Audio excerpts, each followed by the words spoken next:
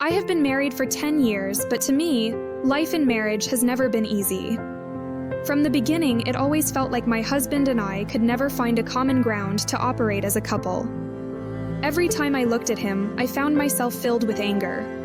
I had already left him mentally, though physically I was still in the same house with him. On September 18th this year, we had one of those long arguments that lasted the whole night. He spoke less, but I ensured I reminded him of all his vices and flaws. I thought I was fighting for my space, but deep inside I was confirming to myself that I had already checked out emotionally. Even before then, in September, after one of my usual word fights with him, I left for work. That day I was overwhelmed with emotions and couldn't drive, so Elle took public transport.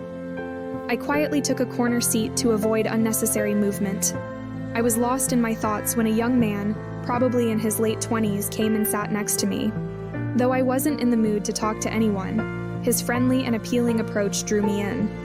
To my surprise, I found myself opening up and explaining the struggles I was going through. He listened. After we alighted near my workplace, he walked with me to a nearby restaurant and bought me a drink to calm me down. I couldn't hold back my tears in his presence, but afterward, I felt composed enough to proceed to work. Before leaving, he requested a ride for me, and we exchanged numbers. Enjoying the story? Please subscribe now and like.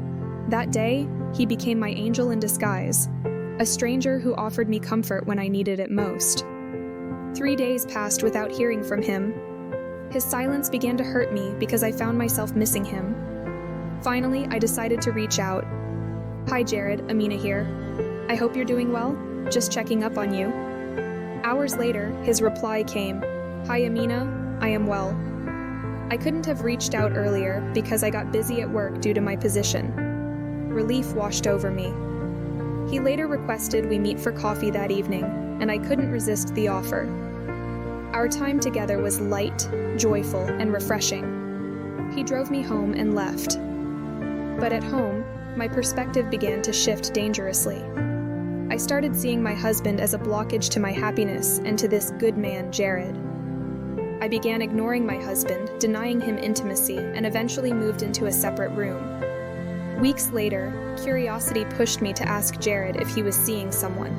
His response pierced my soul. "Yes, I am happily married." I froze. My heart sank. Questions raced through my mind. Why didn't he tell me earlier? What does his wife give him that makes him so happy? What am I failing to do as a wife that my own husband cannot speak proudly of me? That evening weighed heavily on my heart. I excused myself to the washroom just to cry in silence. After composing myself, I requested to go home. He didn't oppose. When I arrived, my 2 innocent children were playing at the balcony while my husband was clearing the compound. Looking at them, I asked myself, what exactly am I missing? It was then I remembered Jared once mentioning a life coach named Albert Ondimu. I searched for him, found his contact, and reached out. His words, "Amina, marriage is responsibility. Marriage doesn't fix you. You must fix your marriage. You are lucky to have a husband who still cares. Many women are crying after divorce, thinking happiness is outside, but they cry silently with regret. How have you contributed to your marriage? Is your husband happy having you as his wife?" Those words struck me deeply. For the first time, I looked inward. I realized the problem wasn't just my husband, it was also me. That evening, I decided to change. I returned to our bedroom and began to rebuild what I had almost destroyed. Today, I can confidently say I am a happy wife.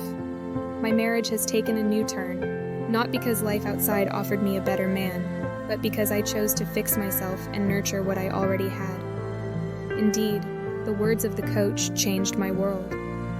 Enjoying the story? Please subscribe now and like.